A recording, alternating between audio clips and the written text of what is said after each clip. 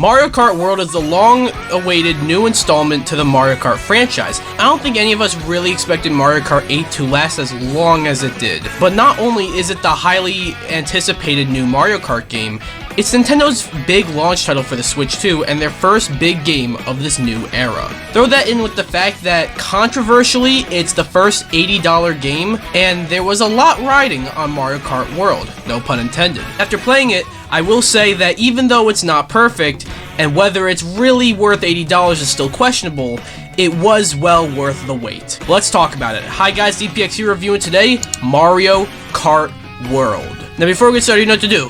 Be sure to like this video, subscribe, and hit the bell, leave a comment, or I will overcharge you on everything.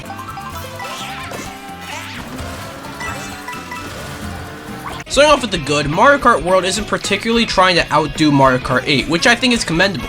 It doesn't do what the previous games have done, but better, it tries something different. While that comes with some things that some people might not love, it does allow for some great things. First off, and this doesn't really have much to do with what I just said, but since it's the first big launch title for Nintendo's new, more powerful console, I gotta mention that visually, Mario Kart World is amazing. Absolutely the best looking Nintendo game ever, and I mean that. It's a decent showcase of the hardware at play here, but also, the performance is really solid too. It is more so in handheld mode as it runs at an insane 120 FPS. Unfortunately, I can't really get gameplay of that, but trust me, it looks amazing. But what about the actual game and how it changes the Mario Kart formula? Well, the tracks in Grand Prix work a little differently. Instead of it being 4 races on 4 tracks with 3 laps each, how the Grand Prix works in Mario Kart World is you play on one track for 3 laps, but then for the next race, you basically travel there for like the first 2 laps with like an intermission, and then for the last lap, you play through the track. That might not sit well with some people, as maybe you see that as not really being able to experience the tracks, and that is certainly a complaint that I even agree with to an extent, but it's really new and different, and I really like it. It makes the world in Mario Kart World feel really big, and even if you want to experience each track for 3 laps, you still can in Versus Race, which is a nice touch. But the tracks themselves are really cool. A lot of them are sort of retro tracks, but reimagined. Tracks like Dino Dino Jungle, Desert Hills, Airship Fortress, DK Pass, even Sky High Sundae are all reimagined, or they are improved upon their original iterations, and I enjoyed all of them. And I'll keep it a surprise and not show anything, but Rainbow Road is indeed back, and it is glorious. But I also enjoy a lot of the new tracks, specifically DK Spaceport and Drybones Burnout are both great. And hell yeah, Toad's Factory is back, baby. But the most talked about thing when it comes to Mario Kart World that doesn't involve, its price is the roster. And this game has the most extra roster of any Mario Kart game I've ever seen, and I'm all here for it. You got your usuals, but then your weird NPC characters. You got characters like Goomba, Piranha Plant, Hammer Bro, Cheep Cheep, Monty Mole, and Spike all make sense, considering they are somewhat iconic, and some of them were even in tour, or at least playable in other Mario spin-offs. But then you get to the other ones. There are some weird ones that make sense, like Snowman and Penguin. Like, I feel like they would be in most normal Mario Kart games. None of the ones I never would have guessed. The obvious one for me to mention is the cow from Moo Moo Meadows, but even then, it gets more bizarre with the Sidestepper,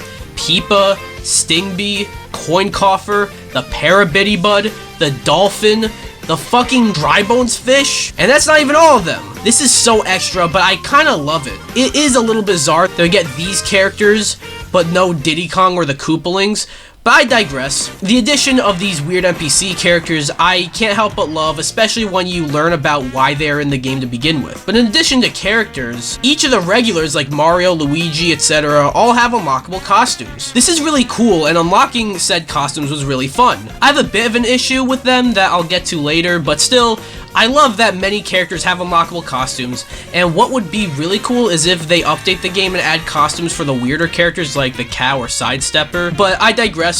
That could be something they do in the future. There are also many new mechanics in the game, or at the very least, mechanics that return but are changed. For example, tricking is back, of course, but you can kinda do that as much as you want. Like, if you're in the air, you can basically keep tricking.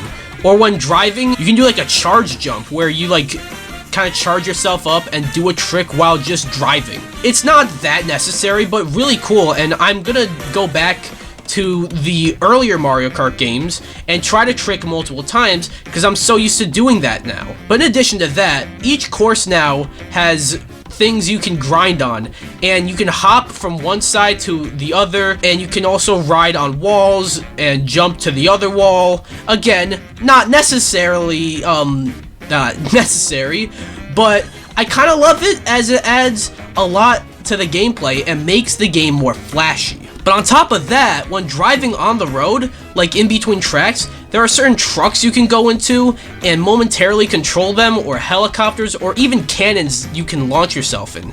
This is just so awesome and unique for Mario Kart. But what about the other things in the game? Specifically, in addition to Grand Prix, there is now also a Knockout Tour. This is almost like a Mario Kart Battle Royale, or Fall Guys, more like. You have 24 racers, and after each lap, if you don't place higher than, say, like 20th, you get eliminated. And it goes on and on and on until one player is left and is declared the winner. This is a very welcome addition to Mario Kart World, and really takes advantage of the fact that there are 24 racers in the game, and it is very chaotic. And yeah, by the way, I never mentioned this until now, but there are 24 racers in Mario Kart World, making it more chaotic than ever. And maybe when racing with CPUs, it's chaotic, but you really see that when you go online and play with other players. And I will say that online works tremendously. I have not gotten a single disconnect when playing this game, so maybe that's a good sign for things to come on the Switch too when it comes to online. And I didn't write this in, but I did test out Game Chat, and it works surprisingly well. That's not really something that has to do with Mario Kart, it's more something that has to do with the Switch 2 itself, but when else am I going to mention this? Well, I know when. But what I feel is the big selling point for Mario Kart World is the free roam. That's right, in open world Mario Kart, a sentence I never even considered I would ever say, cause I just never thought of that ever happening. But free roam is actually really cool. Sure, it's not as fleshed out as perhaps it could be, but traveling anywhere and everywhere on each track is fucking awesome. And being able to just travel from one track to another in a sort of Breath of the Wild type, like you see it, you can go to it, open world, is awesome too. So many of my hours in this game is just spent aimlessly driving around the tracks. It's beautiful and just fun. Even if you're not doing anything, it's fun. I also enjoyed the little missions in free roam. In each track there is a P-switch, and that triggers a certain challenge you can do. These are honestly a bit more tough than I expected, but really fun. I also gotta mention the music, as this might have the best soundtrack of any Mario Kart games in terms of like quantity. First off, the original score in and of itself is great. I like the main theme, and it's like traveling the country vibe it gives, and some other songs in the game go really hard too. DK Spaceport, Drybones Burnout, and of course Rainbow Road stand out as bangers for me. But then there are so many other songs from not just Mario Kart, but the Mario franchise that are remixed in this game. You hear a lot in free roam or in the menu, or even sometimes during races. Some songs randomly started playing, and it was a nice surprise. In fact, I gotta play some for you right now, like some remixes.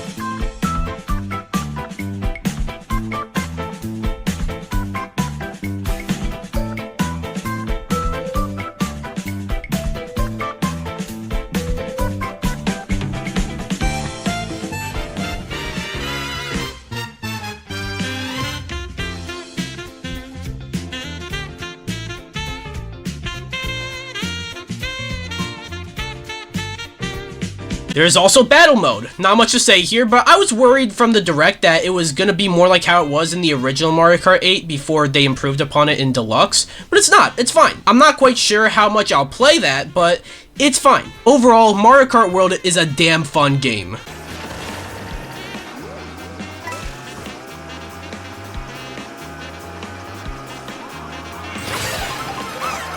Moving on to things that I'm mixed on, I mentioned how awesome the soundtrack is in Mario Kart World, but I kinda wish there was a jukebox or music player in this game, so you can actually hear the songs. You mostly hear them in free roam or during the menus, but there's no actual music player in this game. It's not like that big of a deal, which is why it's only in the mixed, but it is something that with the sheer amount of music in this game should really be here. And as for other things I'm mixed on, it's the elephant in the room that kind of has plagued this game since its reveal, and that's the $80 price tag. Now look, some of you guys might be new to my reviews, right? And if that's the case, let me explain to you what the mixed is. It's not issues I particularly have with the game, or if it is an issue, it's not one that's like that bad, but it is worth mentioning. However, the $80 price tag surrounding Mario Kart World is not really a problem with the game, it's a problem surrounding the game. So it's not going to deduct points from the game's overall score, but it's something I need to talk about after playing the game. And that is, after playing Mario Kart World for hours, the question of, is this game worth $80, is still a tricky one. And people have been negative on this game because of that. And I don't mean that as in like they are reviewing the game negatively because it's $80. Rather, it's more reasonable as because it's $80, they expect more from this game. And they don't really see $80 in this game, if that makes sense. As for my opinion, it's complicated, because on the one hand, I'm probably going to get more than enough value from this game to warrant $80. What I mean is that it's a game I'll be playing for a while, a game that I can pull out at parties or with friends or whatnot. But on the other hand, as much as I love this game and as much as I want to keep playing it, I do not see why this couldn't be $70, as that's the norm, and if they went with that price tag, I think this would have been more reasonable. You still would have had people upset because it is a jump for Nintendo, but it's the industry norm. And also, I got the bundle, so I technically got the game for $50, but still, I'm having a hard time really seeing why this game needed to be $10 more than the standard right now. Like I said earlier, this won't factor into my review score for the game too much, which is why it's in the mixed and not the bad, but I just don't see a game that is more than $70 in Mario Kart World.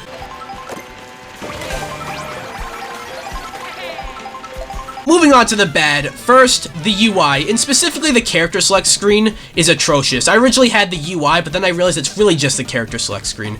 In my opinion, it's already bad enough that you have to scroll through pages in order to see the entire roster, as opposed to having just like a bunch of character slots on screen at once. But then every character's costume is taking up their own slot on the roster, which is just dumb. It feels like they did that to artificially inflate the number of characters in this game, when really, there's not that many, and you already have a decent number of characters when you throw in all, like, the weird, goofy Mario enemies, you know? And on top of that, yes, you can sort them, but they still take up spots on the roster, and sometimes you'll run into one of the characters in the middle of a bunch of costumes, if that makes sense.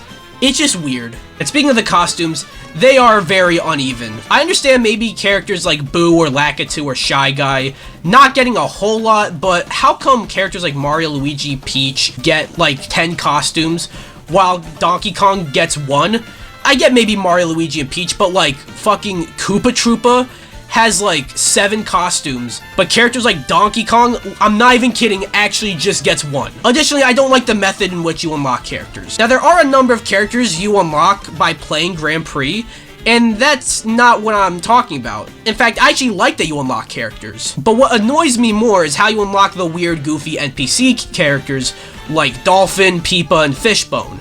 The way in which those characters are unlocked is you have to be in a race, and another player has to use the Kamek item, or the Kamek Orb, which is what it's called, which transforms you into a character, and it could be a character you don't have unlocked, and if you get transformed into that character, you unlock that character. While I feel like that does actually sound cool in theory, in practice, it's not fun at all, because it doesn't unlock any characters when you use the item. Like, nothing happens to you when you use it. Someone else behind you has to use it. On top of that, it's very easy to accidentally avoid the item, especially when you are in a competitive, chaotic race. You don't have time to notice the purple Kamek orb until it's too late to really do anything. And even if you do get hit by it, it's not always a guarantee that it'll be a character you don't have unlocked, so it's very random. And on top of that, this is a very rare item in the game, and on top of that, there really isn't any other method to unlock these NPC characters. It's just this random item. So that's rather frustrating. And yes, I did eventually find a more efficient method for unlocking these characters, and it did get the job done. But it was like an exploit, or like a way to cheese this system.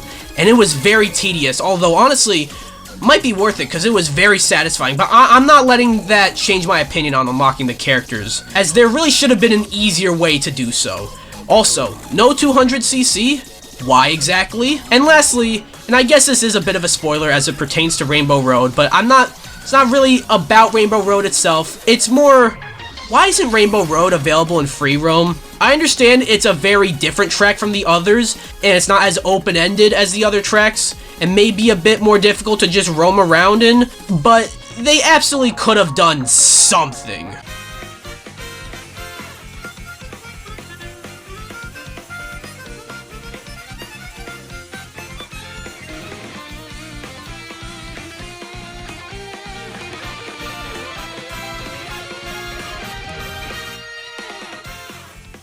Although I had quite a bit to say in the bad and even the mixed, honestly, it's the things that you love the most that you tend to have the most issues with, or whatever that saying is. And as for Mario Kart World, I fucking love this game. It truly is a blast to play. It's an exciting new direction for the franchise, as it doesn't try to outdo what 8 Deluxe did, but rather reinvent the wheel and go in an entirely new direction, no pun intended. Although the topic of the game's $80 price tag is still a tricky one, Mario Kart World has provided me with so much fun and will continue to do so for as long as I play on the Switch too, as it's truly a massive, content-filled, mechanically rich, and possibly the best looking game Nintendo has ever made. A true perfect launch title and start for this new era for Nintendo. Now, despite that language, which sounds an awful lot like I'm about to give it a 10, I just can't do that because of many reasons I listed, but I am gonna give Mario Kart World an extremely strong 9 out of 10. So that was my review for Mario Kart World. This was a long one. If you're wondering where my review, or if a review is gonna happen on the Switch 2 itself, I do have something big cooking for that. That's gonna take a little while, but stay tuned. But anyways, Mario Kart World, what do you guys think? Do you guys like the game, not like the game? Have you guys played the game, not played the game? If you guys haven't played the game, do you guys want to play it, not want to play it? And while you're at it, if you have the Switch 2, tell me about it. Anyways, be sure to like the video, comment, subscribe, or I will overcharge you on everything.